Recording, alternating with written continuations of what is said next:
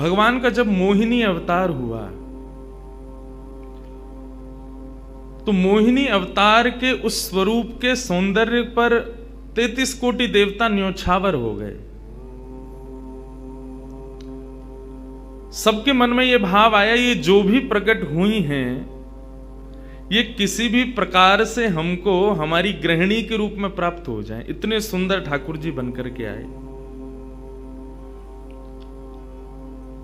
चंद्रमा भी पीछे पीछे चल रहे हैं, शंकर जी भी पीछे पीछे चल रहे हैं, ब्रह्मा जी भी पीछे पीछे दौड़ रहे हैं, वरुण आदि आदि जितने भी देव हैं सब मोहिनी पर ऐसे लट्टू हुए कि एक बार हमको देख बर ले, एक बार केवल हम पर दृष्टिपात कर दे, उसी मात्र से हमारा कल्याण हो जाना है। ऐसा ठाकुर जी का स्वरूप। परंतु उन 33 कोटि देवताओं में एक देव ऐसे हैं जिनका मोहिनी के प्रति ऐसा कोई दुर्भाव नहीं था, और वो देव थे सूर्य। सूर्य ने जब मोहिनी के सौंदर्य को देखा तो उनके मन में भाव आया, इतनी सुंदर, इतनी सुकुमारी, इतनी कोमल, इतनी मधुर। सबको तो लगे हमारी पत्नी बने, लेकिन सूर्य को लगे मेरी बेटी बन जाए, मुझे पुत्री रूप में प्राप्त हो जाए।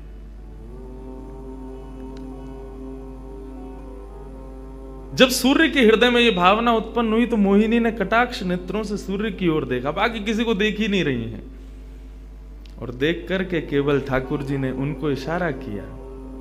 बोले तो आपकी ऐसी इच्छा है? सूर्य बोले जी भगवान, मेरी बहुत अभिलाषा है कि आप पुत्री रूप में मेरे यहां पधारो।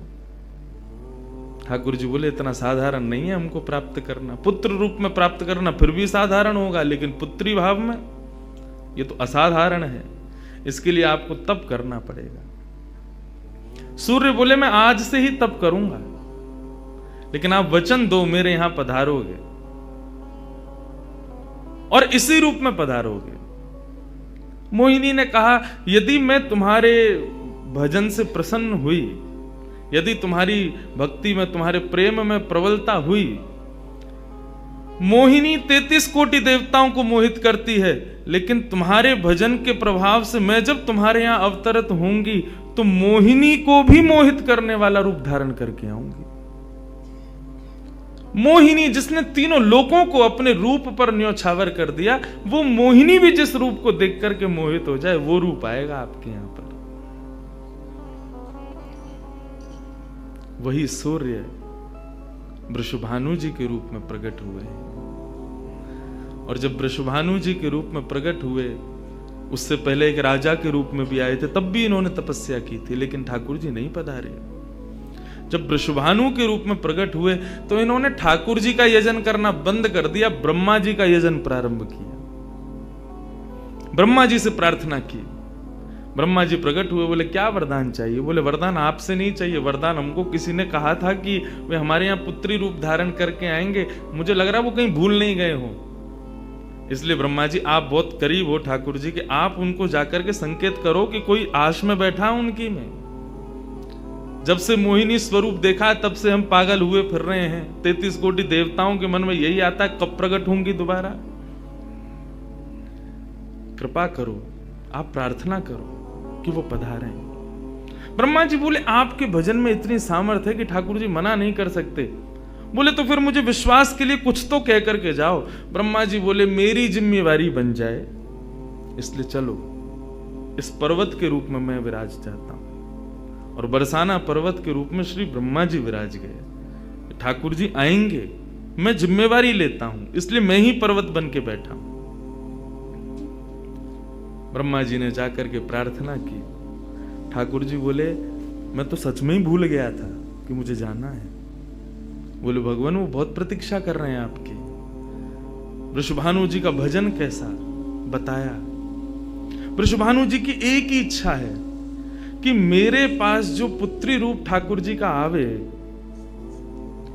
ठाकुर जी मोहिनी बनकर के आए तो 33 कोटि देवताओं के हृदय में ठाकुर जी के प्रति वात्सल्य भाव प्रकट नहीं हुआ, प्रेम भाव प्रकट नहीं हुआ, कुछ और ही भाव था उन देवताओं का। वृषभानु जी कह रहे हैं कि मैं ऐसी पुत्री पाना चाहता हूं जिसको देख करके काम नष्ट हो जाए, काम का भी मर्दन हो जाए, सामने वाले के हृदय में एक दिव्य प्रेम प्रकट हो, निष्काम प्रेम, अनकंडीशनल लव किसे कहते हैं, इसका प्रसाद पूरी दुनिया को देने वाली ऐसी पुत्री मेरे घर पधारे। स्वार्थ सिद्ध प्रेम सब करना जानते हैं, लेकिन निस्वार्थ प्रेम किसे कहते हैं, वो ठाकुर जी का वो शक्ति स्वरूप ही सबको बता सकता है। ब्रह्मा जी की प्रार्थना हुई ठाकुर जी से। ठाकुर जी अपने वैकुंठ में विचरण कर रहे हैं, विचार कर रहे हैं कैसे करूं, नंद यशोदा के यहां भी जाना है, देवकी वसुदेव के यहां भी पुत्र बनना है, पहले से ही 4 मम्मी पापा हैं हमारे, अब ये 2 मम्मी पापा और कैसे बनाऊं, 6 माता पिता। तब ठाकुर जी विचरण कर रहे थे, तभी एक खंभ में मणि, उस मणि में ठाकुर जी ने अपना प्रतिबिंब देखा। ठाकुर जी अपना प्रतिबिंब नहीं देखते, क्यों? बहुत कम देखते हैं। जब श्रृंगार आरती होती लाल जी की तभी इनको प्रतिबिंब दिखाते हैं, और उस प्रतिबिंब में भी इतने इतराते हैं महाराज, उसमें भी स्वयं को देख करके खुश हो जाते हैं, वाह मैं कितना प्यारा लग रहा हूं। अपना प्रतिबिंब ठाकुर जी इसलिए नहीं देखते क्योंकि स्वयं ठाकुर जी मोहित हो जाते हैं खुद ही पर। जैसे ही ठाकुर जी ने स्वयं का प्रतिबिंब देखा, प्रतिबिंब देख के आगे बढ़े, लेकिन ठाकुर जी मन में विचार करने लगे, मुझे सबके स्वभाव प्रिय हैं, लेकिन अपना यदि देखूं तो अपना प्रतिबिंब बहुत प्रिय है। जब स्वयं को देखता हूं प्रतिबिंब में तो ऐसा लगता है कि मानो जो सबको मोहित कर रहा है वो स्वयं को जब देखे तो खुद भी मोहित हो रहा है, क्योंकि प्रतिबिंब कभी झूठ नहीं बोलता। प्रतिबिंब का ये स्वभाव है, आप जैसे हो वैसा आपको दिखाता है।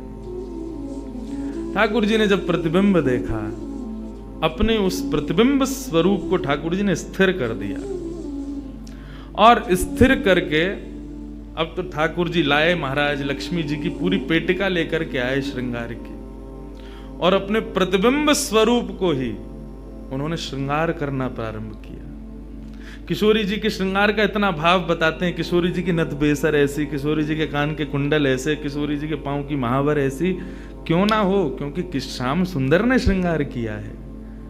किशोरी जी का जो स्वरूप है वो ठाकुर जी ने उसका श्रृंगार किया है। नारायण बैठे महाराज सिंहासन लगा करके अपने प्रतिबिंब का ही श्रृंगार कर रहे हैं। मोर पीछ हटाया, मुकुट उतार के दूर रखा, घुंघराले केशों को खोल दिया, नेत्रों में सुंदर सुंदर छोटा छोटा काजल लगाया, माथे पर एक सुंदर बिंदिया लगाई है, होठों पर निर्मल लालिमा लगाई है, गले में हार पहनाया, सर्वांगीण श्रृंगार किया, और लक्ष्मी जी की चुनरी ला करके जैसे शीश पर से चढ़ा करके ठाकुर जी ने थोड़ा सा जो श्याम रंग है उसको जैसे ही गौरवर्ण किया, वैकुंठ के उस प्रतिबिंब में से मानो जैसे सूर्य चंद्र का एकाकार रूप प्रकट हो गया हो, इतना तेज पुंज प्रकट हो गया कि ठाकुर जी भी अपने नेत्रों को छुपाने लगे। थोड़ी देर नेत्रों को बंद करने के बाद जब बड़ी धीरे से ठाकुर जी ने जब अपने प्रतिबिंब की ओर देखा तो किशोरी जी का दिव्य स्वरूप वहां प्रकट हो गया। ठाकुर जी ने दंडवत किया, पहले प्रणाम, हे श्याम सुंदर, आपने ही मेरो निर्माण कियो है, आपने ही मुझ को प्रकट कियो है। क्या भाव है? ठाकुर जी बोले कोई भाव नहीं है, केवल मोहिनी भाव से 33 कोट देवता मोहित हुए थे, लेकिन मैं मोहित नहीं हो पाया था, इसलिए तब से मैं भी तड़प रहा था कि मुझे भी कोई मोहित करे, उस मोहिनी को भी मोहित कोई करे।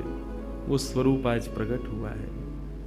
धर्म की स्थापना हुई, ज्ञान की स्थापना हुई, भक्ति की स्थापना हुई, वैराग्य की स्थापना हुई, लेकिन अंततो गत्वा इस संसार का सार जो प्रेम है उसकी स्थापना नहीं हुई है। उसके लिए आपका अवतार धारण करना अति आवश्यक है। आप मेरी शक्ति हैं, आप मेरी आत्मा हैं। पूरा विश्व और पूरे विश्व की दिव्य चेतना किसकी प्राप्ति के लिए दौड़ रही है? कि आत्मा एक दिन परमात्मा में मिल जाएगी, लेकिन उस परमात्मा में आत्मा जो विद्यमान है वही तो किशोरी जी हैं। उस आत्मा की परमात्मा की जो आत्मा है वही तो श्री राधा जी हैं। लोग उनके रूप को नहीं समझ पाते। आजकल के यंगस्टर्स, आजकल के युवा उनको बहुत विचित्र रूप में दर्शन करते हैं कि कृष्ण राधा कौन है, बोले कि they are just like some love words. ऐसा नहीं है। आप उनको सीमित उस अवस्था में, और माफ कीजिएगा यदि किसी प्रवचनकर्ता की कथा सुनने के बाद भी आप उनको वहीं तक सीमित मान रहे हो ना, दोष आपको नहीं, प्रवचन करने वाले को लगेगा कि तुम किशोरी जी के इसी रूप को स्थापित कर पाए। इसीलिए कथाओं में ज्यादा किशोरी जी का प्रसंग ना हम कहते हैं ना उसका स्पर्श करते हैं। स्पर्श करने पहले से भी 100 बार सोचते हैं। यहां आने से पहले भी मुझे कई आचार्यों ने संपर्क किया कि वहां आप किस विषय को लेकर के जाएंगे, आप गर्ग संहिता पर कहेंगे या किशोरी जी के किस भाव को वहां पर प्रस्तुत करने वाले। मैंने कहा देखो, हम बस बोलेंगे जो निकल जाए मुंह से, जिसका जो भाव ठाकुर जी स्वीकार कर लें बस, लेकिन भाव ये रखेंगे ठाकुर जी विराज गए हैं कि कोई अनधिकारी इस भाव को सुनकर के अपने मन में कोई दुर्भाव ना प्रकट करे। ब्रजवासी बहुत डरते हैं किशोरी जी के भाव को कहने में, क्योंकि जब सामने वाले से प्रत्युत्तर के रूप में कुछ विलग ही सुनने को मिलता है तो बहुत कष्ट होता है हृदय को कि तुमने किशोरी जी को क्या समझा, वो क्या है और तुमने उनके किस रूप को जाना। वो ठाकुर जी का ही प्रतिबिंब स्वरूप है, ठाकुर जी का ही आत्मा स्वरूप है। और एक बात कहूं, प्रतिबिंब से और आत्मा से प्रेम किया जा सकता है, ब्याह नहीं किया जा सकता, क्योंकि प्रतिबिंब और आत्मा ये दोनों हमसे अलग नहीं है। ब्याह के लिए एक अलग व्यक्ति चाहिए, एक हमसे कोई अलग हो, हमसे कोई जुदा हो, 2 लोग चाहिए तब ब्याह संपन्न होता है। लेकिन कृष्ण और राधा, इन दोनों में भेद है ही नहीं। किशोरी जी और ठाकुर जी में कभी भी कदापि कोई भेद नहीं है। बल्कि लीलाएं अभी सुनेंगे हम लोग, कभी कभी ठाकुर जी जब किशोरी जी का रूप धारण करते हैं तो किशोरी जी से ज्यादा गोपियों को सुख देते हैं।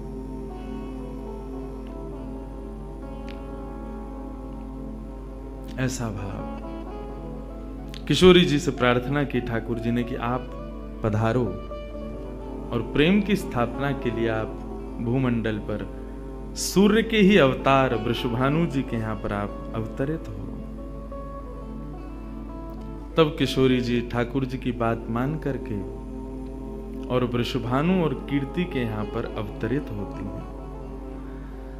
किशोरी जी का जब अवतार हुआ, जब अवतरण हुआ, कब हुआ? सुबह के 4:40 पर।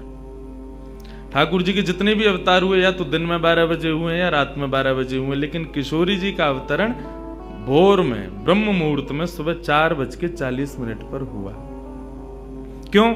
बोले राम कृष्ण आदि जितने भी ठाकुर जी के अवतार हैं राक्षसों के वध के लिए आते हैं, तो या तो सूर्य की तेज ताप में उनका जन्म होता है, मानो वे प्रकाश स्वरूप हैं ऐसा भाव बताते हैं, या रात्रि में 12 बजे होते हैं वो इसलिए होते हैं, वो मानो ऐसा भाव रखते हैं कि चंद्रमा अंधेरे को दूर करता है, वो ज्ञान का प्रकाश है, वो ज्ञान है, उससे अंधेरा दूर होता है। तो ठाकुर जी रात्रि प्रकट होकर के ऐसा भाव रखते हैं कि काले निशा, काला ज्ञान जितना भी है धरती पर, उसको दूर करने के लिए हम पधारे हैं। लेकिन किशोरी जी का जो अवतरण है वो 4:40 ब्रह्म मुहूर्त में होता है, उसका क्या भाव है? बोले 4:40 ब्रह्म मुहूर्त के बाद सूर्य प्रकट होना प्रारंभ होते हैं, मतलब सारे मंगल कार्य ब्रह्म मुहूर्त में होते हैं। चिड़ियाओं का चहकना, कई पुष्पों का प्रकट हो जाना, मानव के मस्तिष्क में आज मुझे क्या करना है, वो दिव्य चेतना का प्रादुर्भाव होना, ये सब कुछ सुबह ब्रह्म मुहूर्त से प्रारंभ होता है। और सबसे बड़ी बात, सूर्य प्रकट होते हैं, धीरे धीरे धीरे धीरे अंधेरे को दूर करते हैं और धीरे धीरे धीरे गतिमान होते हैं 12 बजे तक। तो किशोरी जी का प्रादुर्भाव ब्रह्म मुहूर्त में हुआ, इसका ऐसा भाव बताते हैं कि मानो वो प्रेम जिस प्रकार प्रादुर्भाव से लेकर के और आगे के गंतव्य तक नित्य प्रति बढ़ता रहे, उसका वर्धन हो, वर्धन करने के भाव से किशोरी जी ब्रह्म मुहूर्त में पधारी। क्योंकि वर्धन होना ही एक नवीन दिन का ब्रह्म मुहूर्त से प्रारंभ होता है। ऐसे ही प्रेम का वर्धन, भक्ति का वर्धन, भाव का वर्धन, उन सब का वर्धन करने का प्रतीक है किशोरी जी, इसलिए ब्रह्म मुहूर्त में जन्मी है। किशोरी जी का प्रादुर्भाव हुआ, पूरे बरसाना में आनंद उत्सव मनाया गया, सब नाच रहे हैं, गा रहे हैं, आनंद मना रहे हैं। नंद बाबा भी आए, यशोदा जी भी आई हैं, उन्होंने भी आकर के वृषभानु जी को बधाई दी है। सब कुछ हुआ, लेकिन किशोरी जी के प्रादुर्भाव में एक वैचित्र था। क्या? दिन बीत गए 8, लेकिन किशोरी जी ने अभी तक नेत्र नहीं खोले।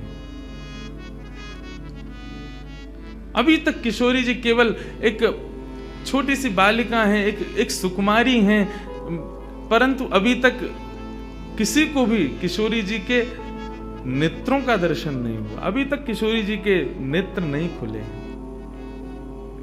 इस बात से कभी कभी चिंतित हो जाते हैं वृषभानु जी और कीर्ति कि हमारी लाली है तो गई है, लेकिन पता ना क्यों अपने नेत्रन को नहीं खोल रही है। कभी कोई संत आ जाए, कोई वैष्णव आ जाए, कोई ब्राह्मण आ जाए, तो उनसे निवेदन करते हैं कि हमारी लाली नेत्र नहीं खोल रही। तब देवताओं ने नारद जी को भेजा, आप जाओ और जाकर के वृषभानु जी के इस मन के भाव को पूर्ण करके आओ, किशोरी जी के सुंदर नेत्रों का दर्शन उनको कराओ। तब श्री नारद जी महाराज का आगमन हुआ। नारद जी जैसे ही आए तो वृषभानु जी ने नारद जी को देखते ही सबसे पहले अपने पुत्र को बिठा दिया। श्री दामा से मिलो, हमारा लाला है। नारद जी उससे मिले, उसका सब देखने लगे। नारद जी मन में विचार कर रहे हैं कि ये उनसे कब मिलवाएंगे, किशोरी जी का दर्शन कब होगा। 2-3 दिन तक नारद जी विचरण करते रहे बरसाने में। वृषभानु जी का मन तो होता है कि मैं इनसे कुछ कहूं, कुछ पूछूं, थोड़ा किशोरी जी के बारे में, अपनी लाली के बारे में न कछु जानूं, लेकिन अभी वो भाव प्रकट नहीं हो रहा है। तब एक दिन एक छोटी सी बरसाने की लाली को जब नारद जी महाराज खिला रहे थे और उससे प्रेम चर्चा कर रहे थे, ये दृश्य जब वृषभानु जी ने देखा, उन्होंने तुरंत नारद जी के चरण पकड़े और कहा, हे भगवान, हमारी एक लाली भई है, बहुत सुंदर है, सुकुमारी है, नन्ही सी है, अभी वाकु देख करके स्पर्श करवे में डर लगे कि कहीं हमारे स्पर्श से कोई कष्ट ना है जाए, या हमारे हम सबन को दर्शन भी ना करा में। लेकिन महात्मन आपसे पूछना चाह मैं, हमारी लाली नेत्र नहीं खोल रही है, कहा भाव है? नारद जी तो तुरंत बोले, अरे तो तुमने इतने दिन से क्यों नहीं बताया? वो तो पहले से ही बैठे थे तैयार कि ये जल्दी बोले तो मैं जाऊं, जाकर के दर्शन करूं। बोले संकोच है रहे हो? बोले संकोच मत करो, अभी लेके चलो। कहां है तुम्हारी लाली, मुंह को बताओ। नारद जी महाराज जा रहे हैं वृषभानु भवन में। एक बेड़ी पार की, दूसरी बेड़ी पार की, तीसरी बेड़ी पार की। जैसे ही भीतर पहुंचे हैं, सुंदर सुगंधी भीतर से प्रकट हो रही है। सामने स्वर्ण जटित एक पालना है, और जैसे उस पालने में जाकर के नारद जी ने दर्शन किया, कमल कली को वृषभानु की लली को रंग, कैसा रंग है?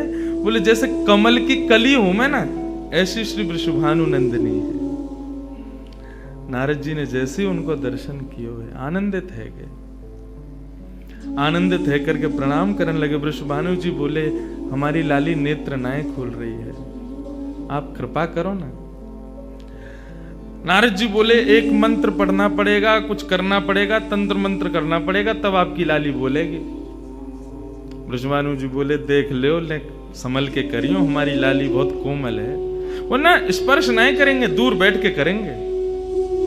वृषभानु जी बोले, तो करो। बोले आपको पहले बाहर जानो पड़े, वो एकांत में करेंगे। कीर्ति वृषभानु जी को देखें, बोले लाली को अकेला तो ना छोड़ेंगे? बोले नहीं बाबा, विश्वास पात्र है, हम कर सके। वृषभानु जी और कीर्ति दोनों जैसे ही बाहर पधारे, नारद जी ने गेट बंद कियो, तुरंत चरणन में प्रणाम कियो और प्रणाम करके सीधे सन्मुख बैठे हैं। हे कृष्ण मनोहारिणी जय वृंदावन प्रिया,